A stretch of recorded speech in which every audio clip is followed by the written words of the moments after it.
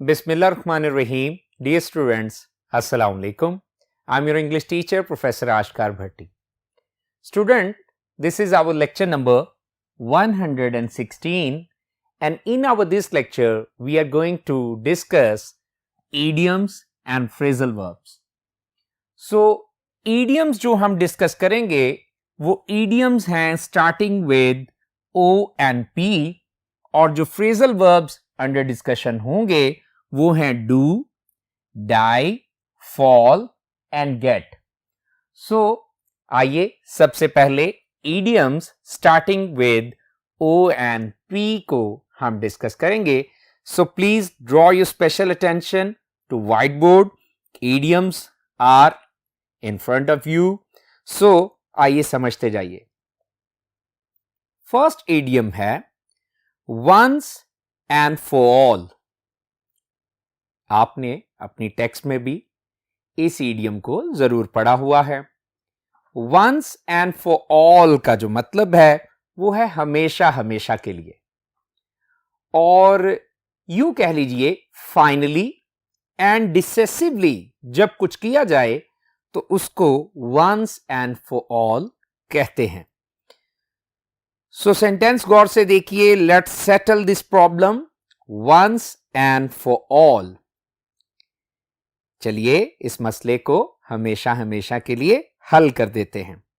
So next idiom है out and out, और इसका मतलब है कंप्लीट, एब्सोल्यूट, मुकम्मल. तो सेंटेंस देखिए. Nobody believed her because what she said was an out and out lie. समझ गए? कोई भी उसकी बात पर यकीन नहीं करता, क्योंकि जो कुछ वो कहती है वो मुकम्मल तौर पे क्या था? झूठ होता है या झूठ था. सो नेक्स्ट इडियम है ऑन एयर, और ये इडियम जो है ऑन द एयर भी कहा जा सकता है. ऑन एयर या ऑन द एयर का मतलब है नशरियात शुरू करना, और ये हमारी डे टू डे लाइफ में आज मीडिया से ताल्लुक रखने वाला इडियम है.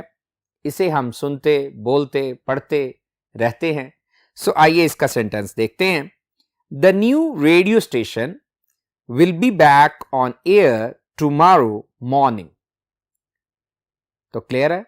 New radio station will be back on air tomorrow morning. Next है ऑफ एंड ऑन, और इसका मतलब होता है भाई कभी कभार या वक्फों के साथ या रुक रुक कर वगैरह वगैरह. और इस इडियम को अक्सर ऑन एंड ऑफ भी कहा जाता है. ऑफ एंड ऑन या ऑन एंड ऑफ भी कहा जाता है. सो इसका सेंटेंस देखिए. The non serious students do not take studies seriously and attend college off and on. So got it? यकीनन आप सीरियस स्टूडेंट्स हैं, आप अर्नस्ट स्टूडेंट्स हैं. सो आगे चलते हैं. नेक्स्ट है ओवर एंड अबव, और इसका मतलब होता है मजीद या के अलावा, यानी इन एडिशन टू या मोर ओवर. ठीक है? Over and above. तो सेंटेंस देखिए. The waiters get good tips over and above there salary. ठीक है? होटल्स में आप भी टिप देते होंगे, और ये सेंटेंस आप समझ गए होंगे. सो नेक्स्ट चलते हैं. नेक्स्ट हमारा इडियम है once in a blue moon, और इसका मतलब है कभी कभार. ब्लू मून का मतलब है फुल मून, यानी चांद अगर पूरा होता है तो वो भी कब होता है? कभी कभार ही होता है, यानी 14 दिन के बाद, 15 दिन के बाद, जब चांद का क्या है?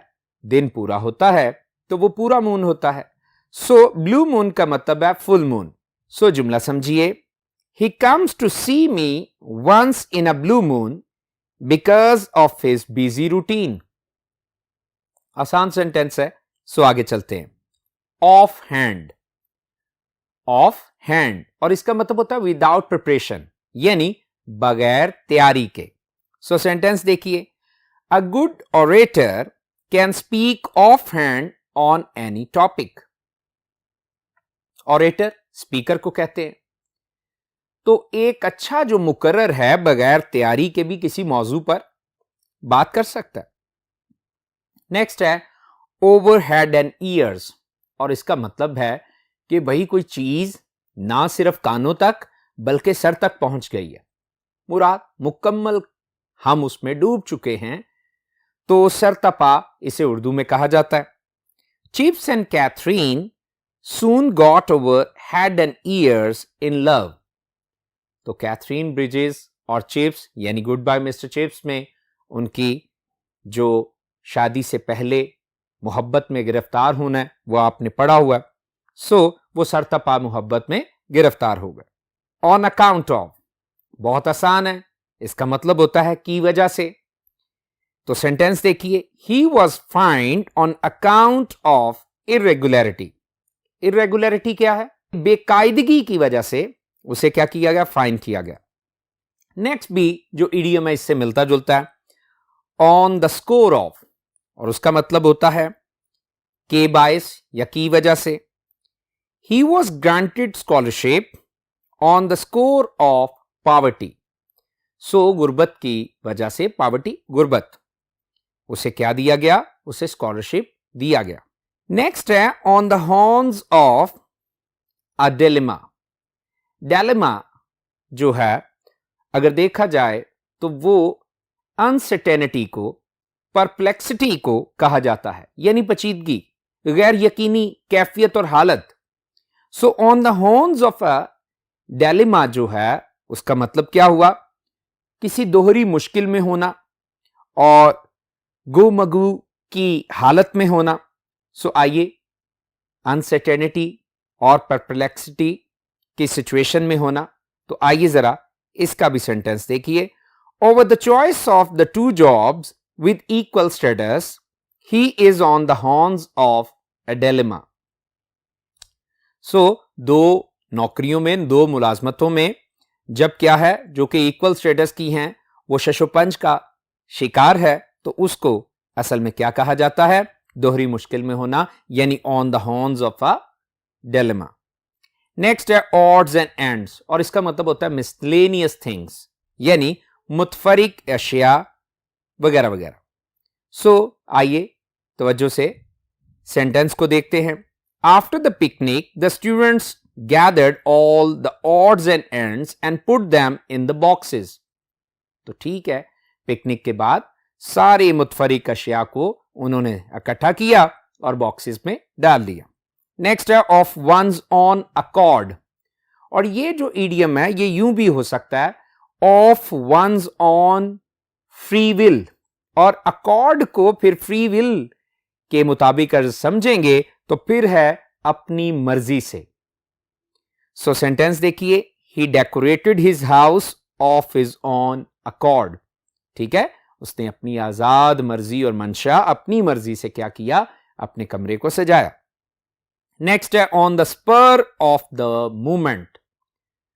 तो स्पर का मतलब होता है स्टिमुलेशन। तो on the spur of the moment कि भाई किसी लम्हे जब फौरी तहरीक मिली, तरगीब मिली, स्टिमुलेशन मिली, तो तब कोई काम किया। तो फिर तर्जुमा भी क्या है, इसका माने भी क्या है? फौरी तौर पर। सो सेंटेंस देखिए, he jumped into the river on the spur of the movement and save the drowning child. Drowning child, डूबते हुए बच्चे को बचाया। सो पी से मुतलका अब हम इडियम्स को पढ़ने लगे हैं, खास तवज्जो बोर्ड पे रखिए। Put the cart before the horse. अब घोड़ा जो है वो आगे जोता जाता है और कार्ट यानी रेड़ा या बग्गी पीछे होती है। So put the cart before the horse. जरा तवज्जो दीजिए कि घोड़े से क्या कर दिया जाए? आगे कार्ट को जोत दिया जाए। तो यह काम कैसा होगा? बेतरतीब काम करना, यानी बेवकूफाना तरीके से काम करना। सो सेंटेंस देखिए, putting the cart before the horse results in failure. जी हां, बेतरतीब काम करने का नतीजा नाकामी ही होता है। नेक्स्ट है पॉक one's nose। अब poke का मतलब कुछ चबोना होता है, तो फिर poke one's nose जो है इसका मतलब क्या निकला है? मदाखलत करना। तो सेंटेंस देखिए, nobody likes him because he always pokes his nose in others affairs। भाई वो दूसरों के मामलात में हमेशा टांग अड़ाता है, नाक अड़ाता है, इसलिए कोई उसे पसंद नहीं करता। नेक्स्ट है प्रोस एंड कॉन्स। अब प्रोस का मतलब है, प्रो का मतलब है इन फेवर ऑफ यानी फॉर, एंड कॉन का मतलब है कॉन्ट्रा यानी अगेंस्ट। सो किसी भी मामले के हक में और उसके खिलाफ आर्गुमेंट्स को देखना या आर्गुमेंट्स को लेना असल में क्या होते हैं? तमाम नकात। सो प्रोस एंड कॉन्स का मतलब है तमाम नकात, यानी हर तरह के आर्गुमेंट्स, हक में भी और मुखालिफ भी। सो जरा तवज्जो से सेंटेंस देखिए, a good leader considers all pros and cons of the matter before making a policy. Policy हिकमत अमली। नेक्स्ट है टू प्ले ट्यूरेंट। ट्यूरेंट का मतलब होता है अवे फ्रॉम स्कूल या फिर absent from school without permission. So इसका तर्जुमा भी क्या बना? बगैर छुट्टी के स्कूल से भाग जाना। सो टू प्ले ट्रूएंट का मतलब क्या होता है? बगैर छुट्टी के स्कूल से भाग जाना। सो सेंटेंस देखिए, some lazy bluffers often play truant from school. Truant समझा दिया, और लेजी ब्लफर्स जो सुस्त धोखेबाज होते हैं वो अक्सर ही बगैर छुट्टी के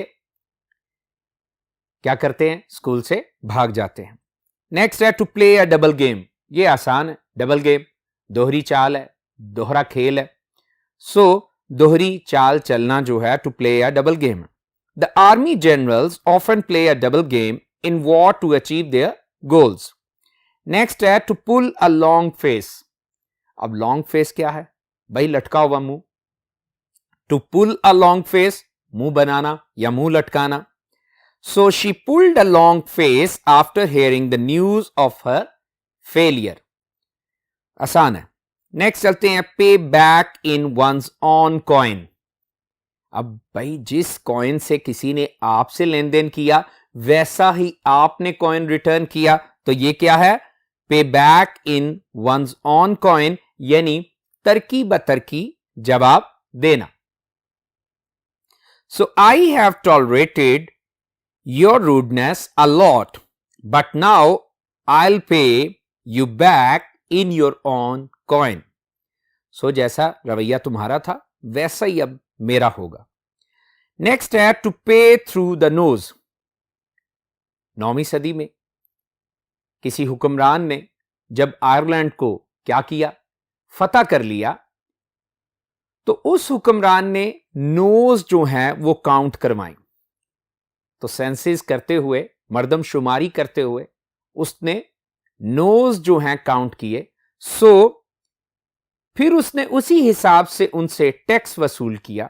सो दैट्स वाई पे थ्रू द नोज का मतलब है भाई काउंट नोज भी, यानी भाई आप क्या करो? खमियाजा भुगतना, यानी आप कुछ पे करते हो। कैसे? अपने बलबूते पे। सो आइए देखते हैं सेंटेंस है, he is much ashamed. Ashamed शर्मिंदा, एज ही हैज टू पे through the nose for his misdeeds. Misdeeds क्या है? बुरी हरकत, बुरे अमाल। नेक्स्ट है प्ले अपॉन वर्ड्स। ये आसान है, लफ्जी मजाक करना, यानी ऐसी बातें, ऐसे अल्फाज का चुनाव करना जिससे मजाक हो। Shakespeare pleases his readers. Pleases का मतलब खुशोखुर्म करता है, लुत्फ अंदोज होने का मौका बख्शता है अपने कारीन को। By his artistic play upon words. So आगे चलते हैं, प्ले विद फायर। ये बहुत आसान है, आग से खेलना यानी खतरनाक खेल खेलना। To complain against the officer is to play with fire. क्योंकि वो फायर कर देगा। सो ये भी आसान है, आगे चलते हैं। पे और गिव लिप सर्विस टू। सो बस क्या करना, जुबानी जो जमा खर्च है उससे ही काम लेना क्या है, पे और give lip service to. So खुशामिद वगैरह करना जो है। सो आइए देखते हैं sentence. Don't pay lip service to Pakistan but do something practically. So ठीक है, लोग ऐसे ही करते हैं। सो अभी हमने ओ और पी से स्टार्ट होने वाले इडियम्स को पढ़ लिया है। सो आइए अभी phrasal verbs do, die, fall and get को भी हम अंडर डिस्कशन लाएंगे। सो खास तवज्जो बोर्ड पे रखिए, हम इन फ्रेजल वर्ब्स को डिस्कस करेंगे। सो डू जो कि पहला हमारा वर्ड है, उसके 3 फ्रेजल वर्ब्स हैं। फर्स्ट वन है डू फॉर। तो जरा गौर कीजिए सेंटेंस को। डू फॉर का मतलब होता है काम में आना, फायदेमंद होना। Until we get better accommodation, this corridor will do for the reading room. Accommodation रहाइश का है, रहाइश पजीर जब तक बेहतर तौर पे नहीं हो जाते तो ठीक है, ये कॉरिडोर जो है वो रीडिंग रूम के तौर पे फायदेमंद होगा। सो नेक्स्ट है डू विद, और इसका मतलब ताल्लुक रखना। He has nothing to do with his school friends now. Do with यानी ताल्लुक रखना, तो अब वो नेगेटिव जुमला है। He has nothing, उसका कोई ताल्लुक नहीं अपने स्कूल फ्रेंड्स के साथ। नेक्स्ट है डू अवे विद, तर्क कर देना। सो सेंटेंस देखिए। The modern society has done away with many old customs. जी हां, पुरानी बहुत सारे जो रवायात हैं, रस्म रवाज हैं, जदीद माशरे में उनके साथ कोई क्या है ताल्लुक नहीं है, लोगों ने तर्क ताल्लुक कर दिया। सो इसके बाद है डाई। तो डाई के भी 4 क्या हैं फ्रेजल वर्ब्स हैं। डाई अवे, और इसका मतलब कमजोर या मदम पड़ना। The noise died away at last, आखिरकार शोर जो है वो मदम पड़ गया, कमजोर पड़ गया। डाई डाउन है आहिस्ता आहिस्ता खत्म होना। The music died down gradually, Aahista Aahista, gradually भी वही मतलब है लेकिन डाइड डाउन का अपना मतलब भी यही है। तो मौसीकी जो थी, उसकी आवाज जो थी, वो धीरे धीरे आहिस्ता आहिस्ता खत्म हो गई। डाई फ्रॉम भी होता है और डाई ऑफ भी होता है, और इसका मतलब बीमारी या हादसे से मरना है। ही डाइड फ्रॉम और ऑफ कैंसर, वो कैंसर की बीमारी से मर गया। डाई आउट है मुकम्मल तौर पे खत्म होना।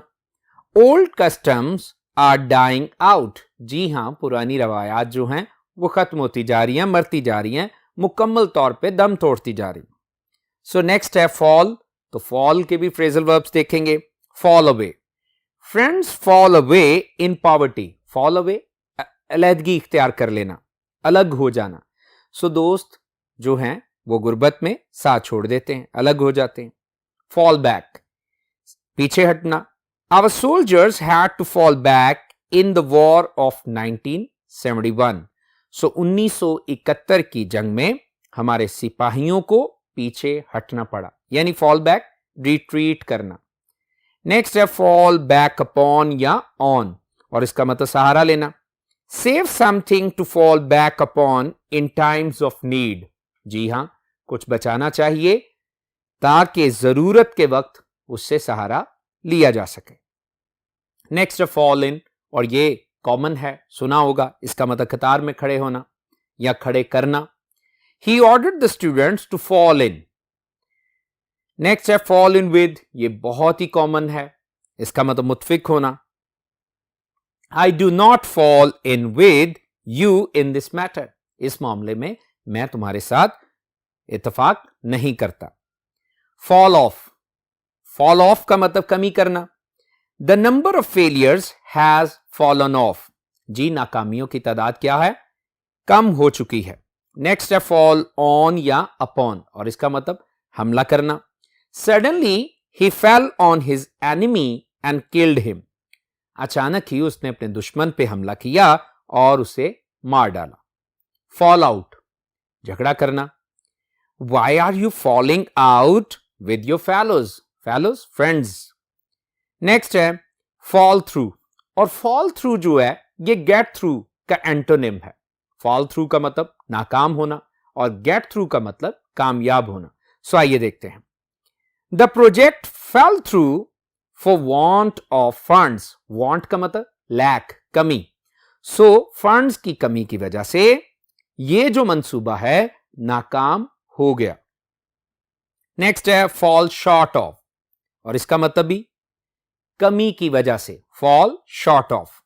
रन शॉर्ट ऑफ भी होता है, फॉल शॉर्ट ऑफ, तो दोनों का मतलब कमी की वजह से या कमी हो जाना वगैरह वगैरह।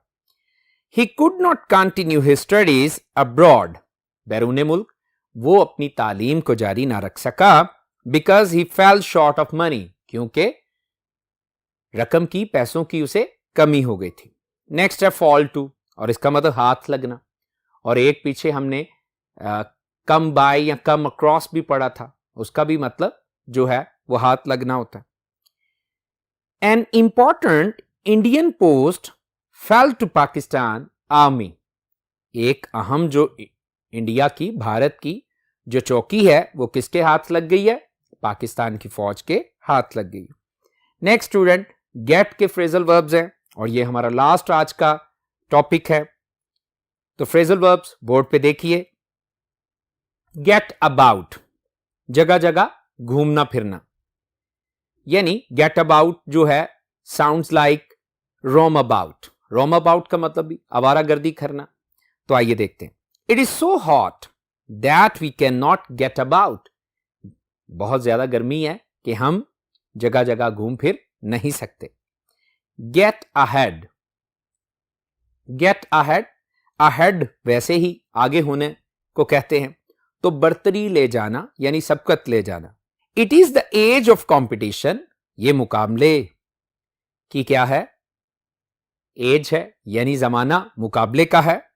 Only hard working man can get ahead of others, सिर्फ और सिर्फ क्या है, जो मेहनती शख्स है वही दूसरों से सबकत ले जा सकता है। नेक्स्ट बहुत आसान है, get up. I usually get up at 6 o'clock। Next है गेट ऑन या गेट अलोंग, दोनों का मतलब एक ही है, आगे बढ़ना, तरक्की करना।